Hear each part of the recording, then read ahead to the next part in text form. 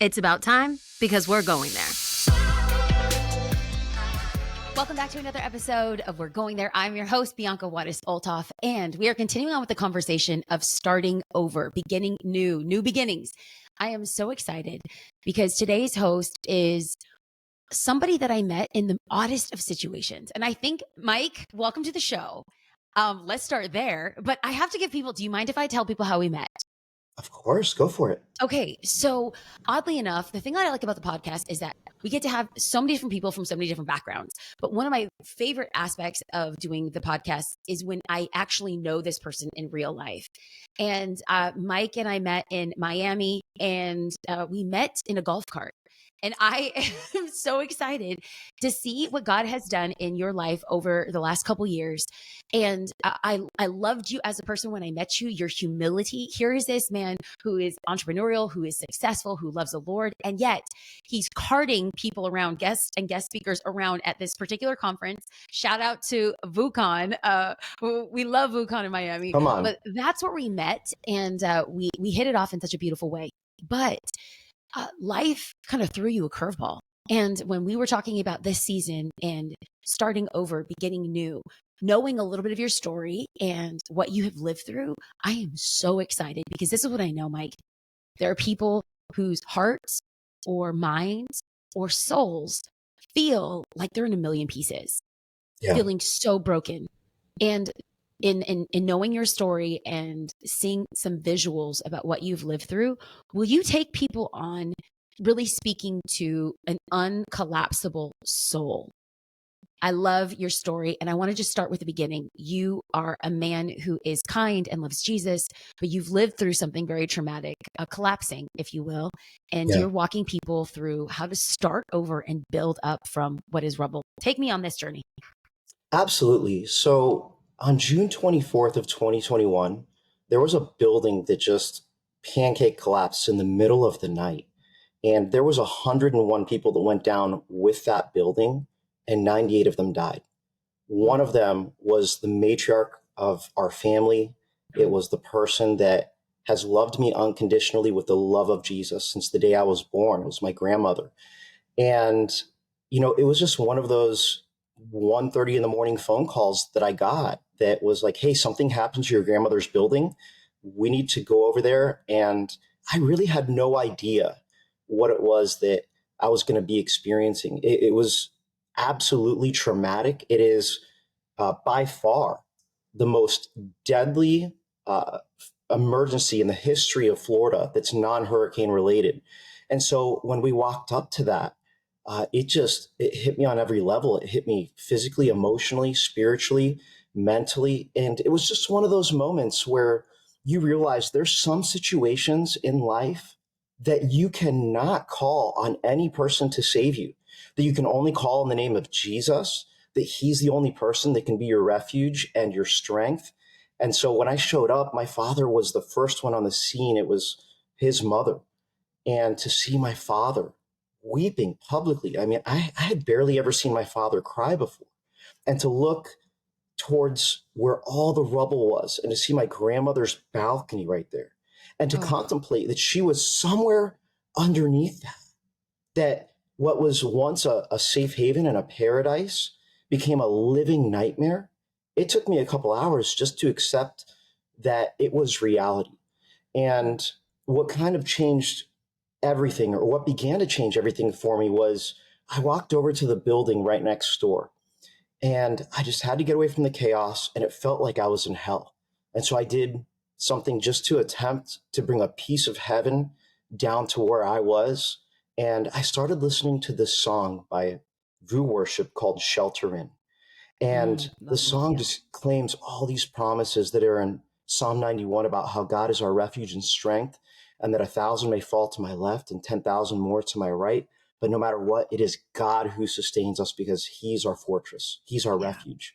As I listened to that song, it was as if the Holy Spirit had spoken to my heart. Son, if your grandmother's alive underneath that rubble, it's my presence sustaining her, and I will get the glory for her story. But if her body is underneath that rubble, but her soul is not, it's because her soul is in my presence in heaven. Do you trust me with either outcome? And that was really what gave me the comfort that I needed in that moment to start moving forward in the healing process through all of the trauma. So talk to me. You use this phrase, uncollapsible soul. Can you define what an uncollapsible soul is? Absolutely. So uncollapsible is actually not a word in the English dictionary. Collapsible is, but where it all really started, when I really think about it, I was on a mission trip with Vu in 2019. It was right after one of the hurricanes just absolutely decimated the Bahamas. And the devastation was absolutely surreal. And as we were there, somebody that serves on worship, our creative director, Greg Burgess, he said something so powerful in the moment that was the seed of this book. He was looking at somebody that was in tears and said, you know, I think there's ways that God allows things to break our hearts without breaking our spirits. Mm. And what I realized is that that's scriptural. That's Psalm 34:18, that the Lord is near to the brokenhearted and he rescues those that are crushed in spirit. See, why does God want to be near to you in one, but rescue you from another? Because a broken heart, we all go through loss, grief, pain, mourning, but those are seasons that we move through. It's comforting to know that not even Jesus escaped sorrow, that he wept after Lazarus died. But a crushed spirit, it's entirely different. It's where you lose your faith, your hope, and your purpose. It's like a bird without wings or a well without water. And so I realized that the Lord wants to rescue you from that because he wants to bring purpose to the pain, that in God's economy, nothing is wasted. And so I realized when you can go through things that will break your heart, but not allow them to break your spirit, when you don't allow something to go from being a life season to a life sentence, that's how you make your soul uncollapsible. I love this. I love this. Okay. So people are listening and I feel like it bears sharing, but you left us on a cliffhanger with this conversation you had with God and your grandmother. If she is alive under the rubble, he is with her, but if her soul is with the Lord. So I have to ask, what was the outcome on that day? So the outcome was the answer that none of us want, which is no outcome, continue to wait.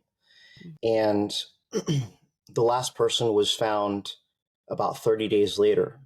Fortunately, my grandmother was found 6 days later. She was the 12th person found. And it was, the more that time went on, the less hope that we had that she would be alive. And I think that's why that promise from God, that promise from the Holy Spirit speaking to my heart was so comforting, because the real reason that I wrote the book is actually not because of the Surfside collapse. This is going to be a little bit of a plot twist and a spoiler, but it's really just the truth of my story.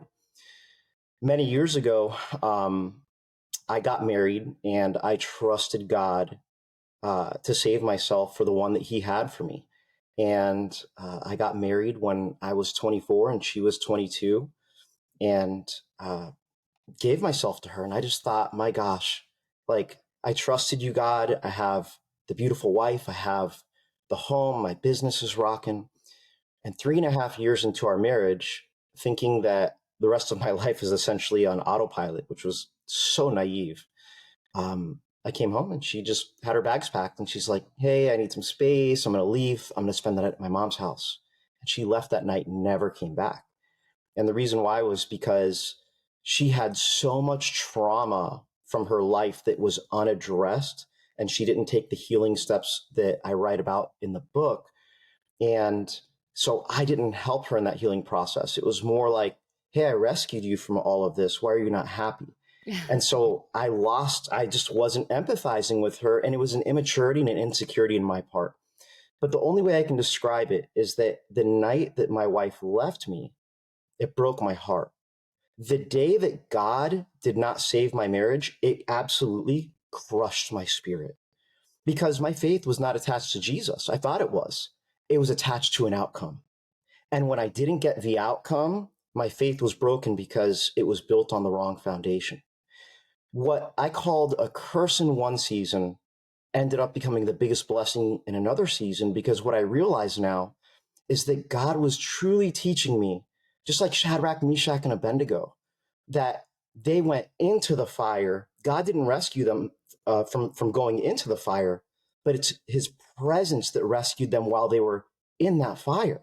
And I thought, because God allowed me to go into the fire and that he didn't rescue me prior, that God, where were you? How can I trust you? And going through that and realizing, oh my gosh, God, I can't trust you because you had full authority of heaven, but you still chose to put skin on and feel everything we feel: pain, sorrow, torture on every single level. So when I go to you, God, you're not the God of sympathy that just feels bad for us, but he's the God of empathy, that he actually feels everything that we feel, and the heart of God breaks for us. And when I realized that revelation, that's what rescued me from a crushed spirit and ultimately prepared me for Surfside. So when I got there that night, I truly had closure in my heart that no matter what the outcome, Mm. I'm going to give God the glory for his story because of how my grandmother lived her life. I love that. I love that. So many times we are prone to want to jump into immediate healing. Like, I go through this pain, I go through this collapse. And, in your story, it's a physical building collapse, but there's these collapsings in our life and we just want to jump to Yeah. healing. But before we can get to the healing, we are not familiar with grieving, especially in a Western culture. Grief is just not what we want to hold on to. But I think before we can get to true healing, we have to grieve. So talk to me a little bit. I want to quickly go through the grief, and then I don't want to jump into the healing, but essentially let's unpack grief for a little bit. But I really want to walk through what did healing look like for you coming out of your marriage, and then also the Surfside collapse. Yeah, the healing process was very, very different because in both situations, I had a completely different response, because ultimately we all go through pain. And what's going to determine how you heal is the meaning that you give that pain. And the meaning I had given that pain through my divorce was, God, you betrayed me. I was obedient to you and you weren't faithful to me, as if obeying God means that we get a free pass from hardship. Jesus was perfect, and yet he deserved to go through what he went through, but I don't deserve to go through suffering. So I just realized my theology was off, and that's why the meaning that I gave my pain was off. But when it came to Surfside, the meaning that I gave it was that God is going to use this, that it's not the end of a story, but it's the beginning of a new chapter. And so the grieving process was really terrible.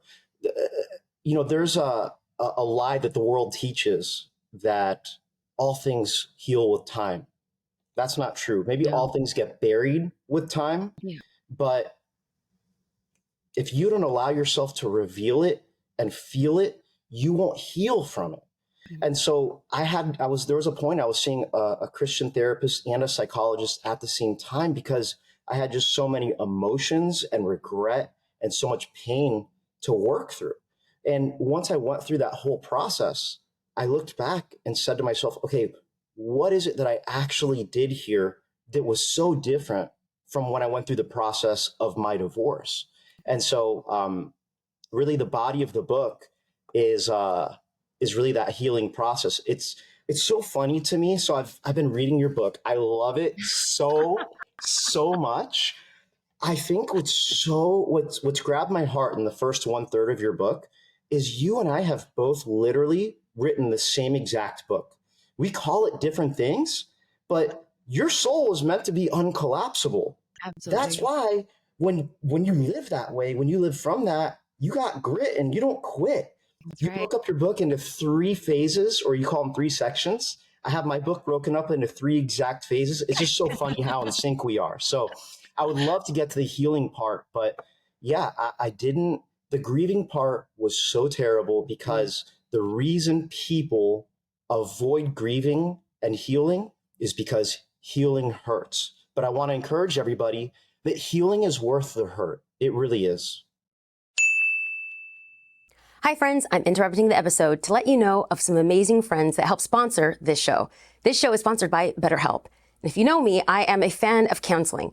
I talk to friends, I talk to coworkers, I talk to people at church, and what I've realized in counseling and having an outside perspective is that it's helpful in learning positive ways to cope with stress and healthy ways to set boundaries. It empowers you to be the best version of yourself. It's not just for those around you, it's for yourself as well. If you're thinking about starting therapy, give BetterHelp a try. It's entirely online, designed to be convenient, flexible, and suited to fit your schedule. Visit betterhelp.com/going there to get 10% off your first month of counseling. That's BetterHelp, HELP.com/going there. Friends, I'm interrupting this podcast because if you know me, I love a good smelling house. Not only do I love a good smelling house, I love when things also help the environment. They're on a mission to help eliminate single-use candle vessels and give home fragrance lovers a more earth-friendly option without giving up beautiful, high-quality fragrance. The candle industry has major problems. Almost 2 billion candles are sold globally each year, and almost all of them are likely to end up in landfills for the next 1 million years. Yes, you heard me right, 1 million. Notes has created a refillable candle system that allows you to use your candle vessel again and again and again, so you don't have to become part of the problem. It's so easy to use, friends. The candles are made with fragrance wax beads. All you have to do is place the wick in your reusable notes jar, fill it up with the wax beads, enjoy your fragrance for up to 36 hours, and then all you have to do is do the exact same thing over again. Yes, I've been loving burning the Santal and Atlas cedar scents. They're some of my favorites. It's calming and woodsy and luxurious. I'm obsessed. I love it. There's a bunch of other fragrances, and I'm sure that you will find one that fits your fancy. You can build your custom starter kit. Right now, Notes is giving listeners 15% off and free shipping when you buy Notes starter kit using the code GOING THERE. Yep, just use the code GOING THERE when placing your order. That's going there at notescandle.com/going there. This is so beautiful. You have this rename your pain section that I really love. So it's like reframing some of the trauma that's happened in our life. Will you walk through the power of, it's so funny because our books do very much mirror each other. Yes. But that's what it was meant to be. It was meant to be. By the way, for everyone listening to this, I didn't know that Mike was going to mention my book. This was not a shameless plug, I swear. Not at all. But talk to me. We both have walked through and understand the steps that we need to go through healing. I love that you mentioned meeting with a psychologist and also a therapist. I for people who listen to the podcast, this is not going to be new for them, but I really firmly believe in the power of theology, and good therapy. So in renaming and reframing our pain, talk to me a little bit about community and connection. And you also listed gratitude. I'm an ardent believer of gratitude, but in healing, can you quickly walk us through why did you need community after this building collapse? And that there's this mirroring that I hear between the collapse of your marriage and the collapse of this building and what you've learned in the first one and what you learned in the second one. But walk me through the power of community, power of connection with others, and even gratitude. Absolutely. There's a story in Luke that talks about the paralyzed man that 4 men carried to Jesus. And he was in a house that was so full of people that they had to bring him to the roof and tear a hole through it and lower him to the feet of Jesus. And Jesus looks at the paralyzed man, looks at his friends, and looks back at him and says, "Son, your sins are forgiven. Because of their faith, you're healed." It made me realize that there are seasons of life that we're not just in pain, we're injured, that we cannot get back up. We physically can't. But God puts people, he puts night lights in our lives in the form of people that have the strength to carry us when we don't have the strength to carry ourselves. That other people's faith stand in the gap for us. But the purpose is not to stay on the mat. And the purpose is also not just to get healed. You get healed so that you can help heal other people, that you can go from bridging the gap of hoping for a miracle to becoming a miracle that somebody has prayed for. And you become that person that's carrying other people on the stretcher. And so that's why I talk about VU so much, because my gosh, I don't know what I would have done through that season of life 2.5 years ago had God not placed men and women around me to carry me when I couldn't carry myself. That made all the difference. And I would also say that's another huge difference between my divorce and this season through the collapse, because I didn't have community. I wasn't part of a healthy church back then.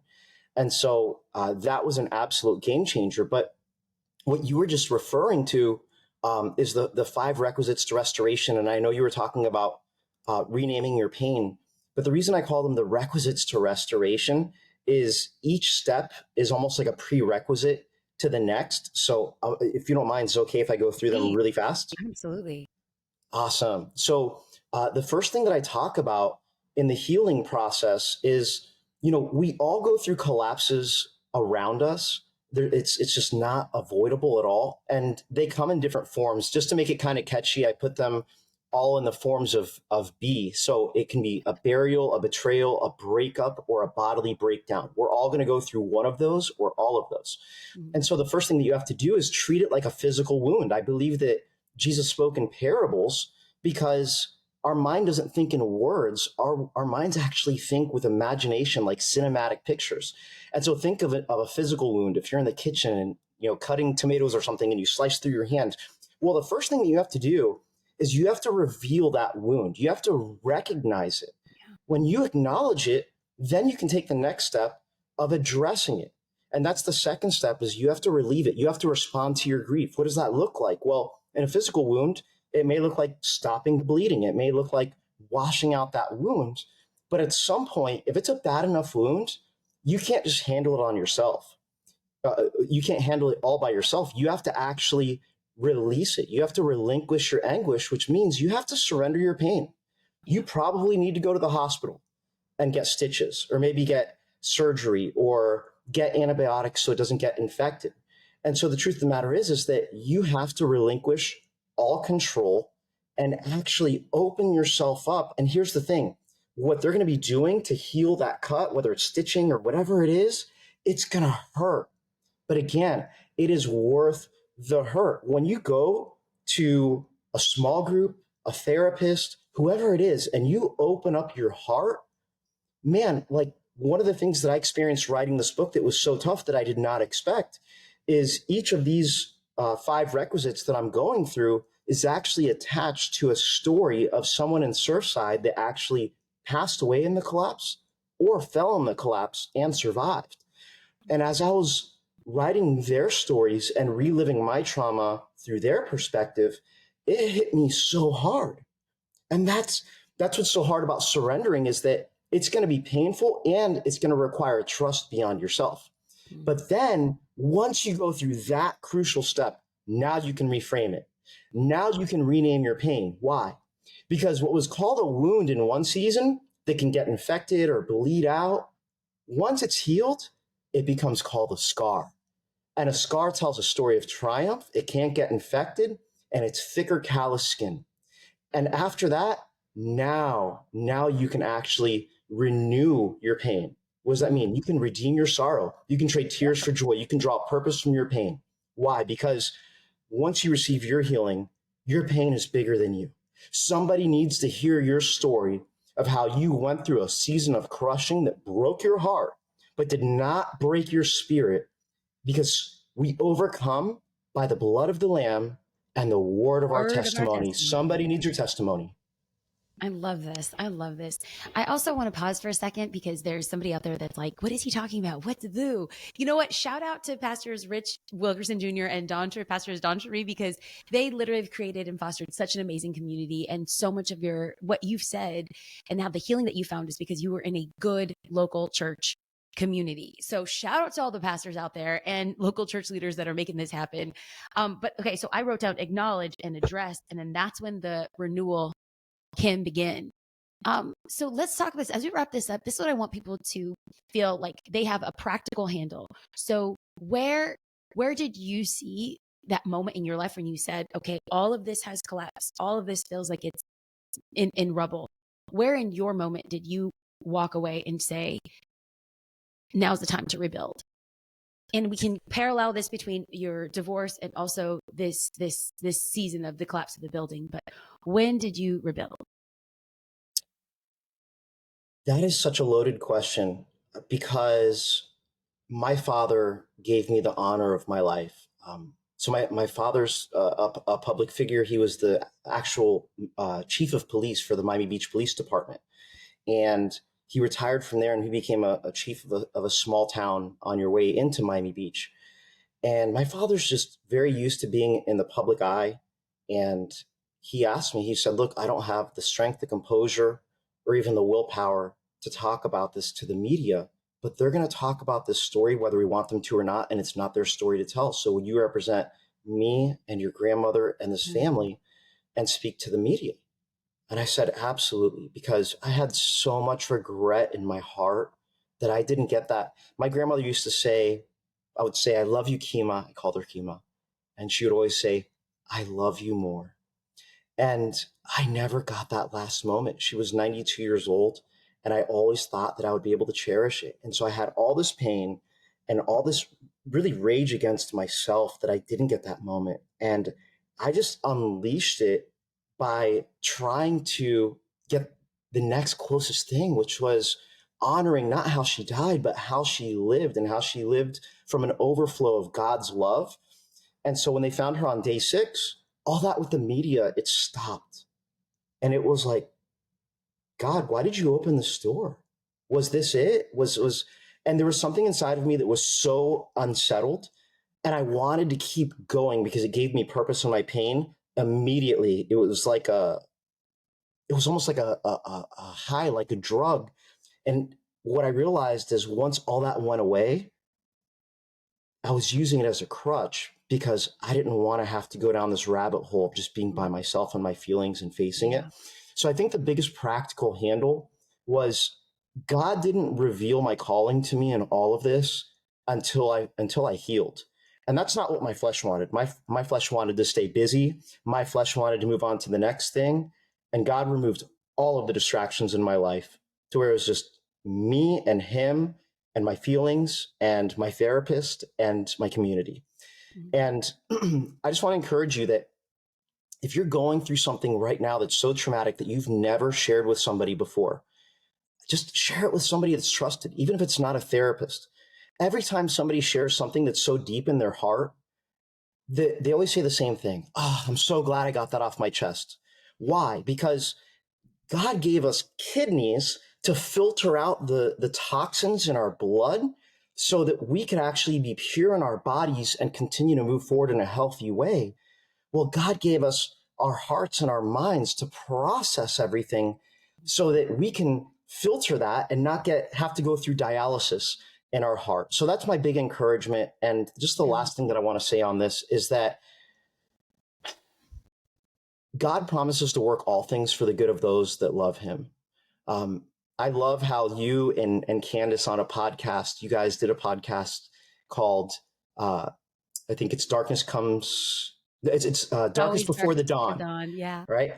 That is straight out of the Dark Knight trilogy. And if you can see, I actually am a huge fan of the Dark Knight. I have 2 tattoos on my body, Jesus and Batman. That is not an exaggeration. And the reason why is because in that movie, it's about a man that's trying to take his deepest pain and bring purpose to it. And by the end of the Dark Knight trilogy, he realizes that his pain all along was so much bigger than him. And in the movie, they say, why do we fall? And in the movie, they say, so we can learn to pick ourselves back up. But if I could rewrite that, I would say, why do we fall? Because often it's through falling that leads to our calling. It's the righteous man that falls 7 times, but gets back up 8. We all fall. We all collapse. But the uncollapsible soul within us, by the way, there's one uncollapsible soul. It's Jesus. But when the one uncollapsible soul lives inside of you, your soul becomes uncollapsible. And that's really my biggest encouragement. Take it to others, but take it to Jesus. I love it. Mike, thank you so much for your story. Thank you for your wisdom. Thank you for a life well lived. Before the show started, I love playing matchmaker, but I found out some great news. You're actually dating somebody. Yes. Look at God. Look at God. Already rebuilding. Look at this is the new season, honey. He is blessing you. He's so good. For those that want more information about Mike or where they can get the book, the link, it will be in the show notes. But Mike, thank you so much for your time. Thank you for your life. Thank you for your wisdom. I so appreciate being able to spend time with you. And until I see you again in Miami, I look forward for this podcast being out. For those that listen to the podcast, we encourage you to subscribe anywhere that you listen to your podcast, as well as if you like podcasts, leave a positive review. Otherwise, we will catch you next week. But we love you, family, and continue to live a life well lived with new beginnings.